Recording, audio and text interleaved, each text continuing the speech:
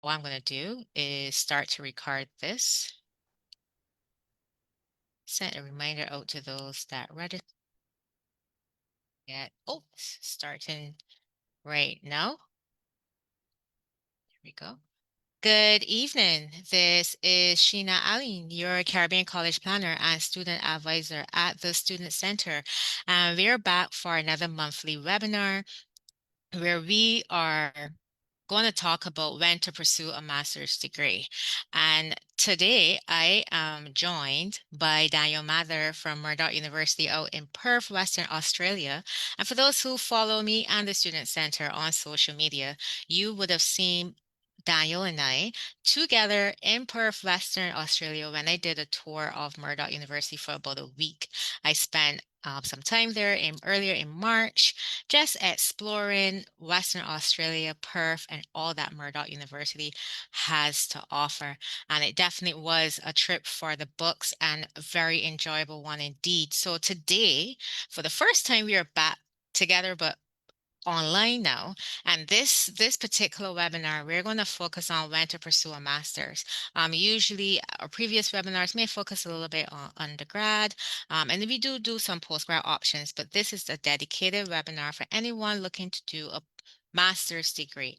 And to get started, I'm going to lead off first, which I usually don't do, but we're going to first talk about grad school on the whole. And then we're going to move to Daniel, who's going to talk about what Murdoch University offers at the graduate level. If you're joining us on Facebook, and you can send us any questions you have via the comment section if you have queries, or you can email them to media@thestudentcenter.net. If you are peeping in on Zoom, we want to say good evening to you. Thanks for joining us. And you can send us any questions you have via the chat or the Q&A option located on your Zoom panel. This webinar is going to be recorded and it's going to be available sometime in the near future when it's uploaded on our YouTube channel. So you can always catch any of our webinars if you've missed them on our Facebook, Instagram, and our YouTube. Now, let's get started and let's talk about Road to Grad School and what that entails.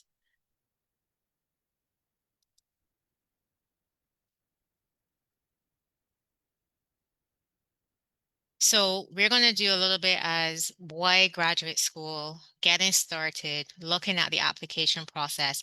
Some graduate programs, depending on the type of master's program you're applying to, might have a bit of a research. We're going to then move over to Daniel, and then we'll have a Q&A afterwards. So what is graduate school? So after you've gotten your bachelor's, the next step you'd be what we call a graduate. And anything after that is either some persons deem it as postgrad, depending on which country you're in, or some call it graduate school, where you do a more focused approach. You're more focused, you're more specialized. So if you're coming from an accounting background, you might want to do a master's in forensic accounting, or you might just want to upgrade, you might go into actuarial science.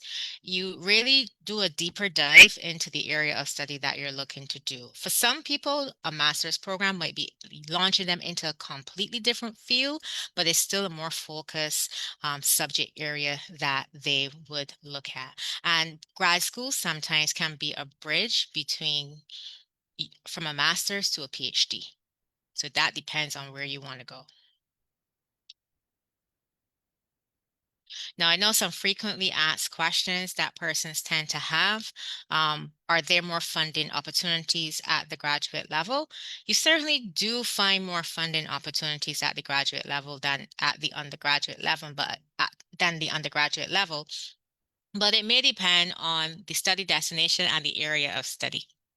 So all of it goes back to what you're going to do and where you're going to do it. Can I get my entire PhD funded? That's a big question we get quite often. There are some rare exceptional cases of that. There's still some always some type of shortfall. So even if you get your tuition funded, you might still have to look for living. So it's a balance. So it depends, and it depends on the area. Is it easier to stay in the destination country after completion of studies?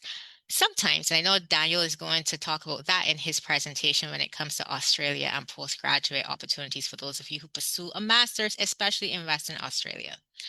What are my job prospects after graduate school? And that is a serious question because you're investing in your education and you want to see what the returns on your investments would be. Another question we get will be, my undergraduate grade point average is not great. Can I still consider graduate school? And the answer to that is definitely yes. You still can, but it's up to you if you are able to do what it needs to be done in order to progress into your desired master's degree. And do I have to pursue a degree, or are there alternate programs at the graduate level? Now, there are master's degrees, there may be postgraduate diplomas and certificates. It all depends on the area of study, the school, and where you may be looking to study. So this is a tool I have persons use to determine how ready they are. So if you can answer questions under each of these categories, so experience, what type of graduate or postgrad journey would you like? Do you want a program that's research heavy? Do you want one that's more taught based? Do you want one that includes a work placement? Those are sometimes not always available, but if there's an internship or place or industry type placement option available, would you like that as part of it? Do you want a graduate school that has networking opportunities where you get to mingle with industry practitioners? You have to decide for yourself, what's the best possible experience I need to have in order for me to reach my outcomes, to meet all of my outcomes, as well as to perform at optimum. And then recognition, is the institution you're looking at accredited? And if you're going abroad, whatever you are going to study in another country, will it be recognized upon return? That's a question you should ask. Is the qualification industry recognized? And depending on your field of study, you want to make sure that the qualification you have is accepted for you to practice in your desired field. And is my mobility improved? And by mobility, I mean it could be a job prospect mobility where you get promoted, you move up in your career field. Or for some people, it means, am I able to be globally recognized with this qualification? Can I get a job anywhere with this qualification? And of course, return on investment. What are my expected outcomes? So for persons who are looking to do a master's degree, what what is the objective you're trying to achieve? Is it you want to get into research? Do you want to proceed on to academia? You jump back into be a practitioner? Do you want to write a book? Whatever your research is going to lead to, do you want it to develop into other outputs? That is a big question you need to ask. So you start to envision what you may want for yourself. So as you get started, you have to first figure out, what do you want to study? Whether you want a research or taught degree, there are different types of master's degrees. So you have to definitely start doing your research on that, whether there's funding or whether it's self-finance, internships or projects, or where do I want to study? These are some of the things you have to start researching on when you are getting started. And if you can't get through some of these checkpoints, then maybe you may not be as ready as you think you are. You might have to go back and do a little bit more work and some thinking. Now, the application process will vary, but this is just some of the steps or requirements you may have to take when you are looking to apply to a master's degree, particularly, or anything above that. So some may require you to do a faculty search first, where you have to identify a faculty member that is willing to work with you.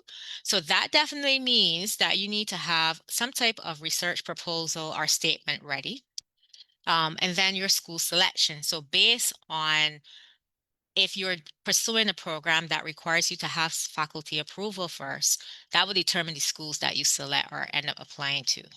And they're not all master's degree programs require this, but there are some that do. And I find if you are looking at Canada, especially, and you're looking at some of their research degrees, this is definitely a step you have to take. For England, it depends on if you're doing a taught or a research-based master's. And Daniel will talk to you about the Australia method, which I know is pretty straightforward. And they do offer a variety of graduate level programs. There's always an application form and the application fee applies. In some cases, there's some schools who may waive the application fee. I know in the case of Murdoch, we do have no application fee, and quite a few UK schools don't have an application fee, but US and Canadian schools tend to have an application fee. Some programs will want you to have a curriculum vitae because in some cases they're looking to see if you have relevant professional or research experience. to justify your admission into the program. Some schools, depending on the country, may ask for standardized test scores. So, for example, in the US, there's the Graduate Record Examination known as the GREs, and they tend to ask for that. Some schools may waive that, but it's good to find out. Or if you're doing an MBA, for example, the GMAT tests may be required, so it depends. And then references, people who can speak to your academic and in some cases professional or research capabilities, who can speak well on your behalf. A personal statement where you have to express and reiterate why you are looking to pursue this field of study. So it's really a statement expressing what brought you here, your rationale for pursuing this area, what makes you think that you're ready for it, and then what you plan to do after, and why you chose this particular school and program. What about it makes it suitable for you?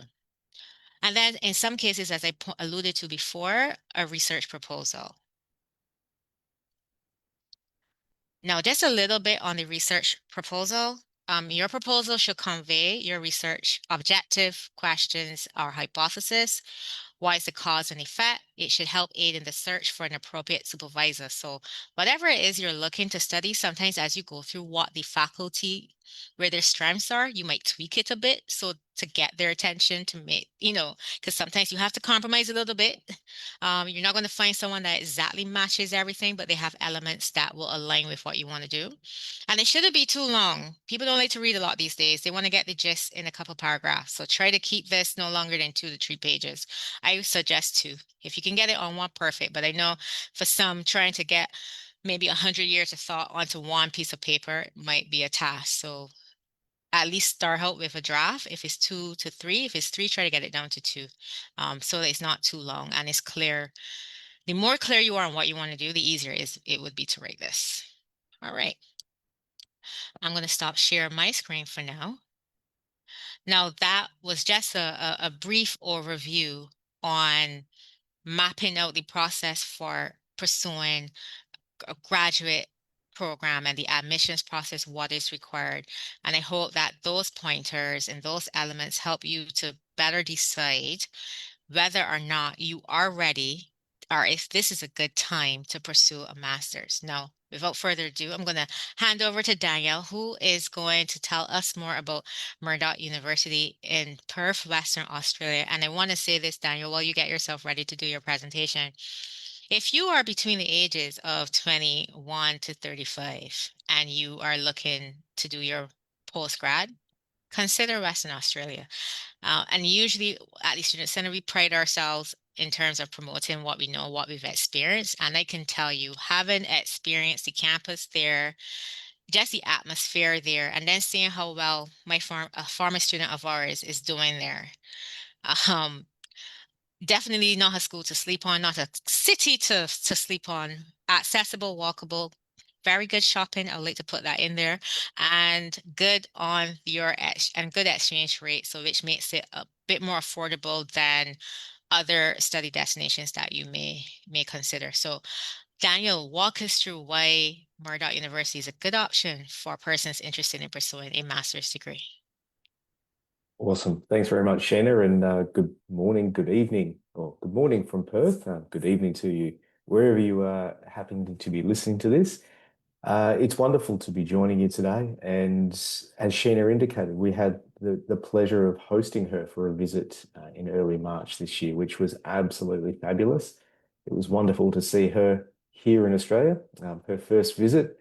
And I think we were able to give her a real strong sense of what Australia can potentially offer to students who are interested in coming to spend a couple of years studying with us. So without further ado, I'd like to get started on my presentation today. So welcome everyone to Perth, Western Australia, and more importantly, welcome to Murdoch University. So one of the questions that I typically get from students anywhere around the world is, where is Perth?